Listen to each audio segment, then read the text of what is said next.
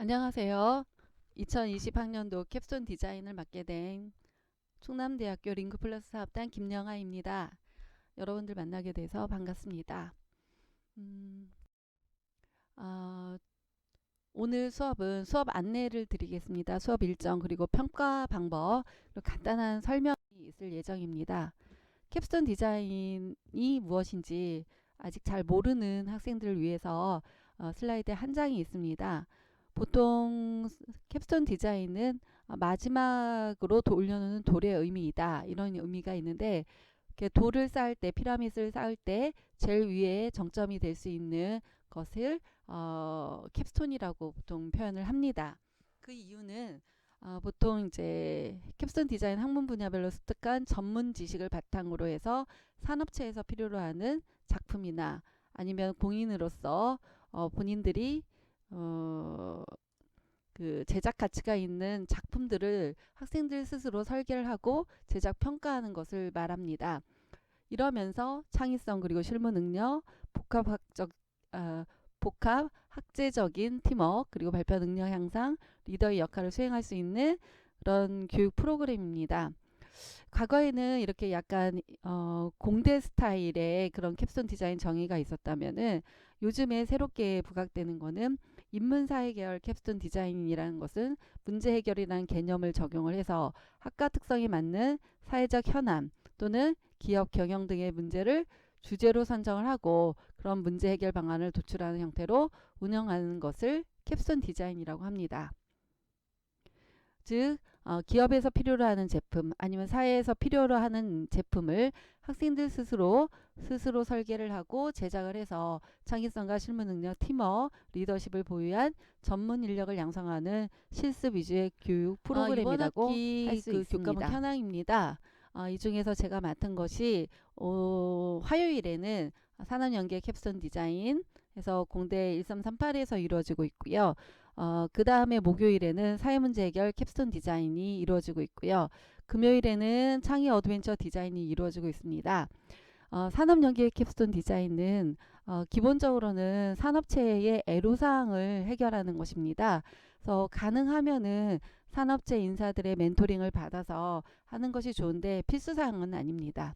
사회문제 해결은 누구를 위하여 이런 제목을 가지고 하면 좋겠죠. 요즘에 생기고 있는 사회적인 문제들을 여러분들이 한번 해결해 보면 좋을 것 같습니다. 그리고 창의 어드벤처는 대상 학년이 다릅니다. 사회문제 해결이나 산업연계 캡스톤 디자인의 경우에는 3, 4학년들, 3학년 이상의 학생들이 들어야 되는 수업이고요. 창의 어드벤처 디자인은 1, 2학년들, 바로 3학년이 되기 전에 미리 캡스톤 디자인의 프리 단계라고 할 수 있는 어드벤처 디자인을 통해서 수업을 해보면 나중에 3학년이 되거나 고학년이 되었을 때 좀 더 나은 디테일한 작품을 만들 수 있기 때문에 저희가 일찍 창의 어드벤처 디자인을 좀 들어보고 그 다음에 3학년이 됐을 때 캡스톤 디자인을 들어보는 이런 수업의 모형을 만들었습니다. 이거는 한 강좌만 이제 이루어지고 있고요. 사회문제 해결 등 캡스톤 디자인은 여기도 보다시피 10강좌 정도가 한 학기에 운영이 되고 있습니다. 어떤 분의 수업을 들어도 다 좋고요. 수업 시간에 맞는 곳으로 선택을 하시면 됩니다. 오늘 수업은 제가 세 과목에 대해서 공통적인 것을 설명하기 때문에 세 개의 과목에 대해서 같이 이렇게 표시를 해 놓았습니다. 보시면 이렇게 창의 어드벤처 디자인입니다.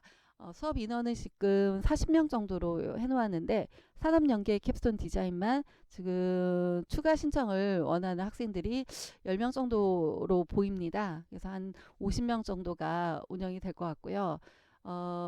사실은 20명 정도면 가장 좋지만은 학생들이 원할 경우에는 조금 더 많이 하기도 합니다.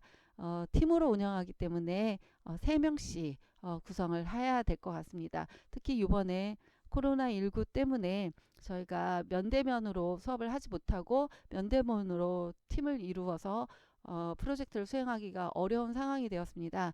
그래서 3명이 최소 인원이기 때문에 3명으로 해서 했을 때 소통이 가장 좋지 않을까 이런 생각이 들고, 또 학생들끼리 만나더라도 최소 인원으로 만나야지 될 것 같아서 이번 학기만큼은 3명으로 제안을 하려고 합니다. 하지만 또 같이 이루는 팀이 뭐 4명이 있다 이러면은 그때는 저에게 다시 따로 얘기를 해주시고 계획서에 그렇게 반영을 해주시기 바랍니다.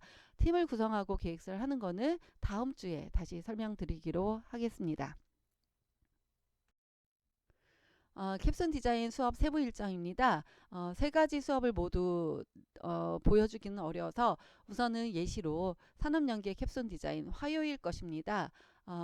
보강은 보통 지금 1주 전에 있는 첫째 주, 3월 첫째 주, 둘째 주에 대해서 지금 보강들이 들어가고 있습니다. 이것에 대해서 토요일 수업으로 잡혀 있기 때문에 그 날짜에 맞춰서 제가 사이버 강의실에 뭐 레포트를 제출을 한다든가 계획서를 제출한다든가 뭐 물품 구매 신청서를 작성하게 한다든가 들을 이제 올려놓을 예정입니다. 아직은 올려놓지 않았습니다.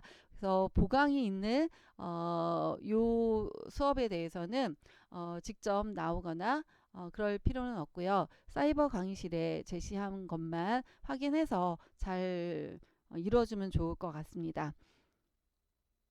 우선은 이번 주는 이제 수강 안내 PPT를 제가 하고요. 여기에 저희 소개 자료가 하나 더 들어갈 예정입니다. 그리고 다음 주에는 팀이 이제 인원들이 다 정해졌을 것 같아서 팀을 구성하도록 하겠습니다. 만약 미리 구성을 한 학생들이 있다면은 저에게 아니면은 사이버 강의실에 제가 따로 올려놓을 테니 거기에 댓글을 달아주시면 될 것 같습니다. 그거는 2주째 제가 공지하도록 하겠습니다. 네, 수업 계획은 이렇게 되고요. 특히 다른 과목보다 이제 산업연계 캡스톤 디자인의 경우에는 특허 출원이 조금 많이 있습니다. 작품이 조금 고도화가 된 작품들이 있기 때문에 이럴 때는 이제 특허 출원을 지원을 하는데요. 지난 학기와 달라진 거는 발명 인터뷰 제도가 하나 생겼습니다. 산학협력단에서 특허 출원의 질적인 향상을 위해서 발명 인터뷰 대회를 만들었기 때문에 조금 더 서류가 더 생기게 되었습니다. 이때 이제 여러분들이 특허 출원을 할 때는 직무 발명 신고서를 내는데 그때는 담당 교수가 반드시 들어가고요. 그 다음에 학생이 들어가야 됩니다. 발명자로 되기 때문에 이렇게 해야 되고요. 그 이유는 캡슨 디자인 자체가 학교의 재원을 받아서 연구가 된 것이기 때문에 학교에 있는 교수와 학생이 같이 들어가야 되는 걸로 되어 있습니다. 그리고 출원인은 저희가 승계를 하기 때문에 충남대학교 산학협력단에 주고요. 여기에서 계속 비용을 처리하게 됩니다. 특허 출원은 링크 플러스 사업단에서 지원을 해주고요. 특허 등록은 1년 반이나 2년 후에 하는 것들은 산학협력단에서 비용을 대주게 되어 있습니다. 이건 나중에 다시 설명드리겠습니다. 우선 수업 운영은 사이버 강의실에서 이루어지기 때문에 여기서 동영상 강의나 아니면 수업 자료를 다운받아서 불이익이 없도록 그렇게 해주시기 바랍니다. 앞서 말했지만 팀 구성은 3인으로 이루어질 예정입니다. 수업 방식 뭐 참고하시면 되고요. 평가 방식 이렇게 되는데 출석 그리고 과제가 가장 중요하겠죠. 예, 과제라 함은 계획서, 그다음 결과 보고서, 그리고 중간 과정에 뭐 PPT라든가 이런 것들이 이제 들어가겠습니다. 그리고 절대평가 과목이죠. 예, 가장 중요한 서류 제출에 대해서는 우선은 계획서가 있고요. 물품을 사게 되는 경우 물품 구매 사유서가 있습니다. 이에 따라서 견적서가 들어가게 되고요. 그리고 캡션 디자인 결과 보고서가 들어가기도 하고요. PPT 자료도 필수입니다. 설문을 한 경우에는 설문지를 같이 넣어주면 됩니다. 저희가 이제 커넥트 시스템을 활용을 해서 하는 것이 많습니다. 그래서 우선은 여러분들이 회원 가입을 하셔야 됩니다. 그래서 아이디 그리고 비밀번호를 좀 설정을 해 주셔야 됩니다. 그랬을 때 팀을 구성해서 과제를 생성을 할 때 모든 팀원들이 이 안으로 들어올 수 있습니다.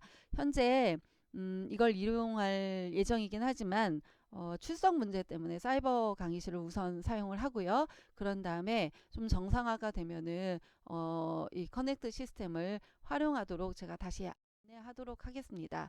과제의 계획서도 다음 주에 설명을 드리겠지만 이런 형태로 생겼다는 걸 아시고 팀원들끼리 어떤 것들을 공유를 할지에 대해서 관심을 가지고 하시면 될 것 같습니다.